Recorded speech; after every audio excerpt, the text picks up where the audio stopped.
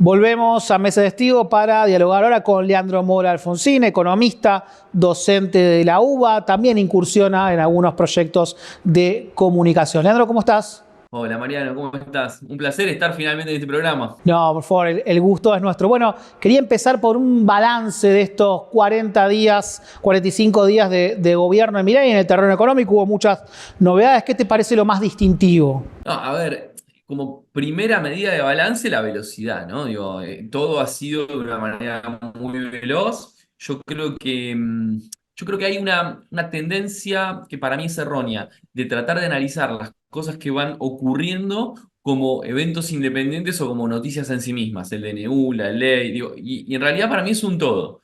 Tanto el anuncio de Caputo a mediados de diciembre con las bases del plan económico, como el decreto 7023, como el proyecto de ley ómnibus, hay que entenderlo como un todo. Ese todo lo que implica o lo que está tratando de proponer es, por un lado, un cambio en las reglas de juego de la economía que va más allá de simplemente una estabilización. Porque de hecho, digo, yo no creo o no veo, y eso lo podemos profundizar después en un ratito, pero no veo que haya bases sólidas para lo que sea una estabilización. Ajustar no es necesariamente estabilizar.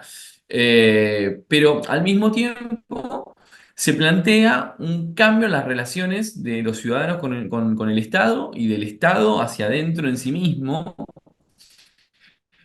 a una velocidad que no tiene ni necesidad ni urgencia, y en donde dicha velocidad se contradice en sus propios objetivos. Por ejemplo, o sea, ¿a qué voy? Para poner un ejemplo. El corazón de la política económica del gobierno es el déficit cero en un año. Es lo que planteó Caputo en su mensaje grabado. Eso tiene dos componentes: la baja de gastos y de los ingresos en general, sobre todo el gasto indexado. El 40% hoy del presupuesto nacional, un poquito más, son jubilaciones, con lo cual, digo, estamos hablando de gastos indexados que cada X cantidad de meses iban ajustando al ritmo de la inflación y que más que gasto público es política de ingresos, ¿no? Pero sacando la parte del ajuste del gasto, teníamos un aumento de impuestos, ¿sí? Un aumento de los ingresos de la recaudación. Ese aumento de impuestos tenía como componentes la reversión de impuestos a las ganancias, que aún no llegó al Congreso, la moratoria, bienes personales, ese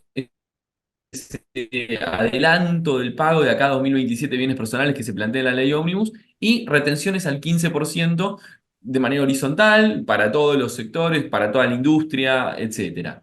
Y además impuesto país que ya está activado. Pero ¿qué quiero decir con esto? Que tres elementos fundamentales, como son retenciones, bienes personales y moratoria, las meten adentro de una ley ómnibus de 664 artículos, donde ponemos al mismo nivel de discusión el aparente corazón del modelo económico que va a tener el gobierno. Estemos más alineados, menos alineados, más de acuerdo, menos de acuerdo, el corazón está ahí. Lo ponemos a discutir en el mismo nivel de prioridad con si los jueces tienen que usar togas. Digo, hay un error en la estrategia política para tratar temas tan sensibles que ponen en peligro, ponen en riesgo, ponen en cuestión la propia idea de déficit cero. Y si vos sos un gobierno orientado al mercado, el presidente la semana pasada, o sea, esta semana que está terminando, estuvo en Davos. Si vos querés vender a la Argentina como un destino de inversiones o querés pedir prestado plata o lo que sea, y te preguntan por el déficit cero, vos los impuestos estos los empezás a cobrar ¿cuándo? ¿En julio, en agosto, cuando se traten en el Congreso de manera exitosa? Digo, hay un error de diseño más allá de las consideraciones que uno tiene del modelo. Leandro, ¿te parece que esta inflación, bueno, estamos en el rango del 25%, puede ser una nueva normalidad para la Argentina? Por lo menos una inflación de dos dígitos consolidada, incluso cerca del 20%. Si bien es cierto que todo proceso o intento de estabilización económica tiene una aceleración de los precios al principio, y eso la literatura y los casos, incluso los argentinos, como puede ser 1952, la convertibilidad, etcétera, te muestran una pequeña aceleración y después bajan.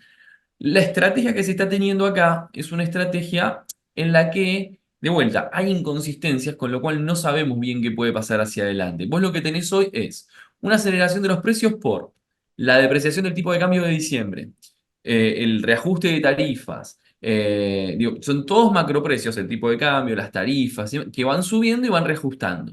La liberación, digamos, de prepagas, de obras sociales, que están remarcando de manera muy veloz y que sobre todo a lo que es la clase media y en ese punto afectan a los presupuestos de manera totalmente transversal. Eh, esa aceleración de la inflación empieza a convivir con un enfriamiento de la economía.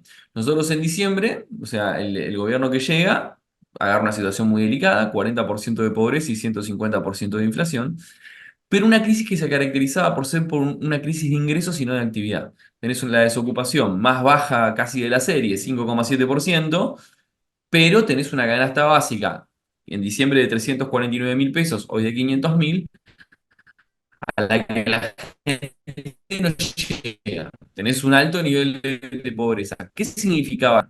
Hoy lo que estás empezando a tener es una aceleración de la inflación que hace que los ingresos alcancen menos y un enfriamiento de la economía que ya se ve en suspensiones, en despidos, en cambios de planificación de la producción en el sector industrial, en bueno, la costa atlántica, la costa bonaerense. Los operadores turísticos señalan la baja cantidad de gente que está teniendo.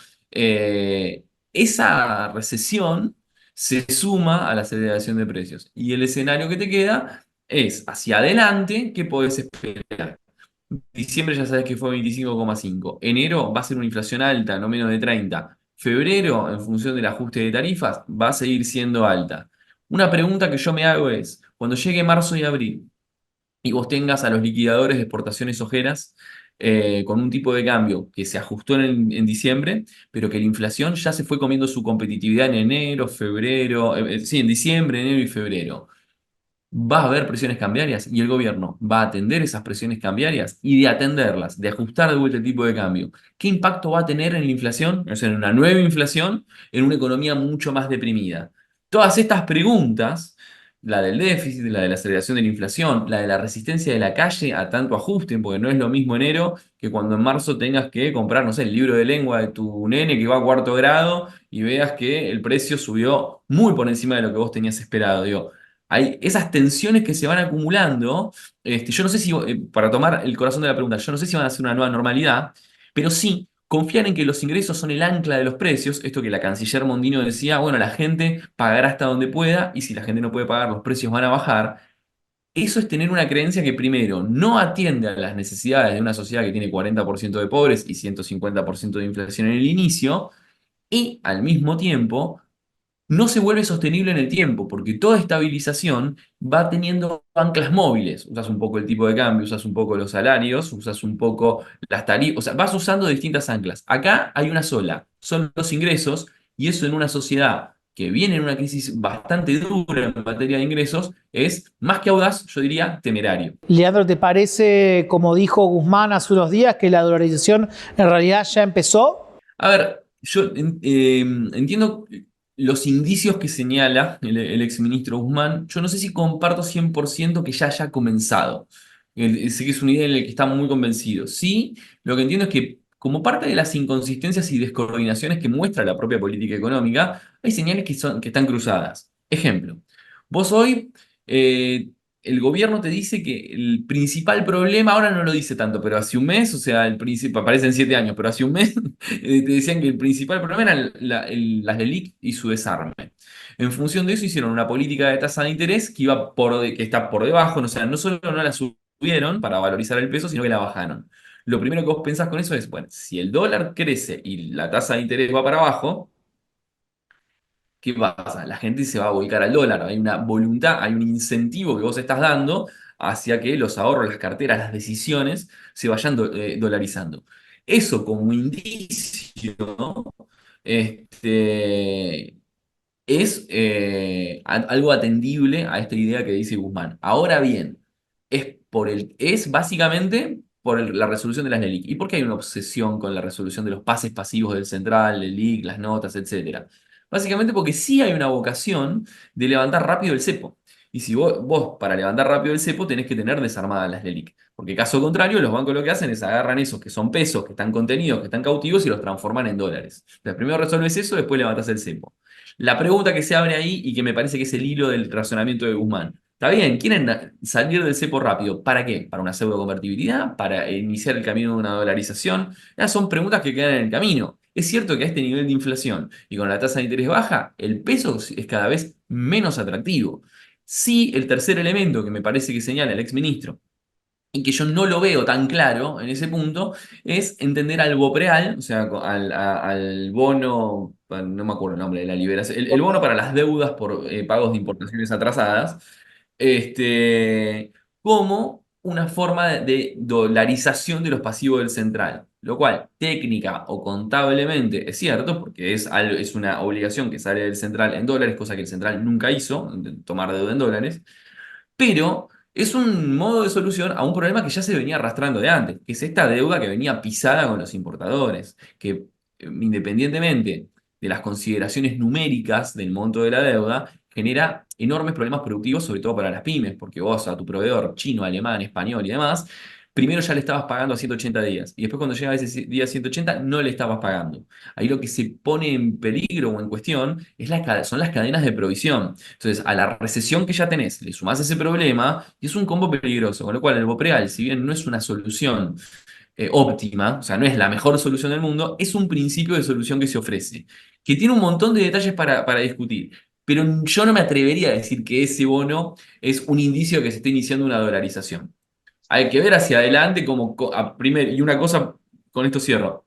Dolarizar la economía es tal vez la peor idea que a alguien se le puede ocurrir. O sea, es una idea que es peligrosa, es ominosa para toda la economía. Argentina es un país de desarrollo medio, con una estructura productiva súper amplia, que fabrica de todo, que tiene 1 millón de kilómetros cuadrados, con economías regionales hiperdinámicas. Vos dolarizás y eso es ponerle, no la tapa del cajón, es directamente enterrar 25 metros bajo tierra cualquier tipo de idea de desarrollo productivo endógeno. Leandro, en los últimos días hubo una discusión a partir de un editorial de Reinaldo Siete Case con respecto a los tabúes del progresismo, cuestiones que el progresismo se negó a discutir. Digo, pensando en la agenda económica, ¿qué reformas te parece que hubieran sido necesarias? Todo en la etapa del gobierno del Frente de Todos y por una cuestión de dogmatismo, de internismo político, no se pudieron encarar. Esta pregunta que me parece mucho más política, la voy a contestar más desde mi sentir político. O sea, yo hablo desde el amplio espectro que es el peronismo.